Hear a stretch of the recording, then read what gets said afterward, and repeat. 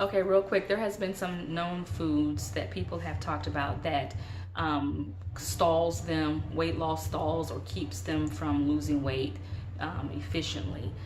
So I'm just going to tell you what those are, and you kind of gauge with your own diet whether these things need to be taken out or whether you don't eat them as often. So the biggest culprits is dairy and nuts are the two biggest things that people say that will cause them to not lose weight as efficiently.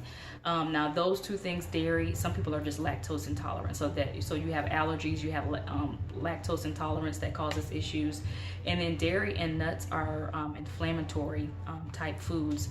And if you know anything about inflammation in the body, inflammation can cause you, it raises your cortisol level and will cause you not to lose weight. So it depends on, some people can eat dairy and not have a problem.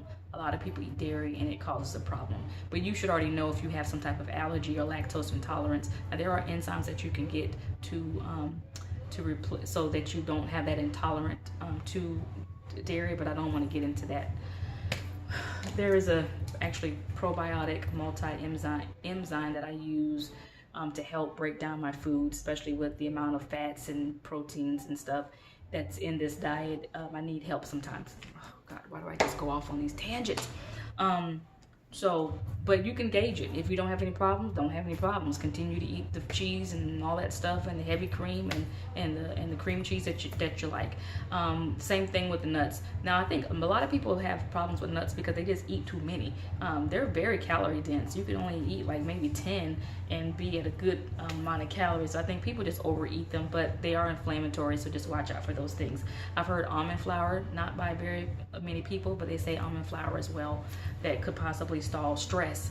Don't stress over this diet. Don't get into the point that you're like crazy and just trying to do too much. Like I said, keep it simple, 3 or 4 or 5 meals, and don't stress it. Stress raises cortisol. When you're in that causes you not to lose weight, because when your cortisol is raised, your insulin is going to raise, and therefore we know that we don't try to raise our insulin.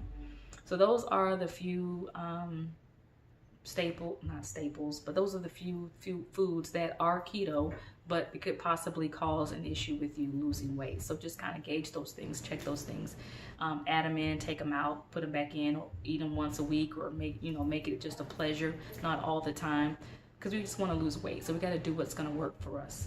And I'm going to be done in 3 minutes. Great. See you later. Bye.